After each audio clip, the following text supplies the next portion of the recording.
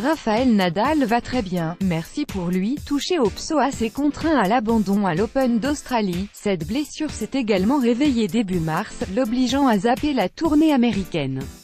Un problème physique qui ne semble plus d'actualité du côté de l'Espagnol, qui peut enfin évoluer sans douleur.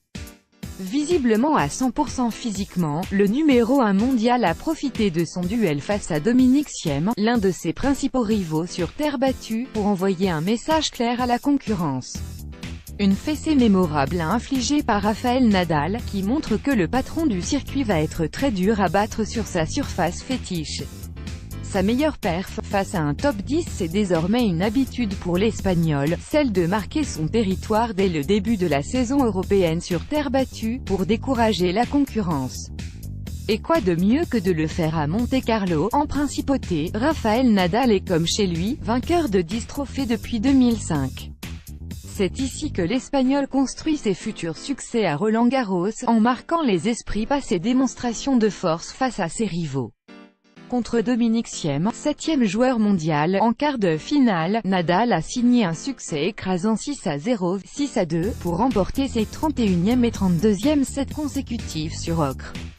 Annoncé comme un gros test pour le Majorquin, l'Autrichien a été balayé en un peu plus d'une heure par la machine espagnole, bien décidée à marquer les esprits. C'était un match quasi parfait pour moi avec une vitesse de balle qui me convenait. Je me sentais à l'aise sur ce terrain. Dominic est un des meilleurs joueurs sur Terre.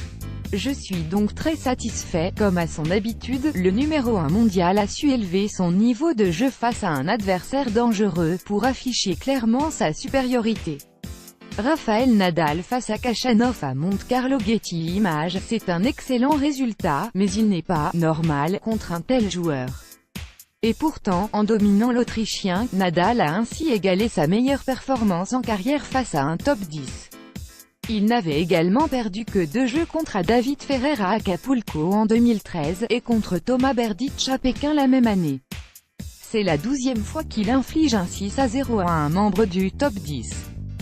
C'est une victoire importante pour ma confiance. Je sais qu'il sera difficile de mieux jouer qu'aujourd'hui, lire ce vendredi.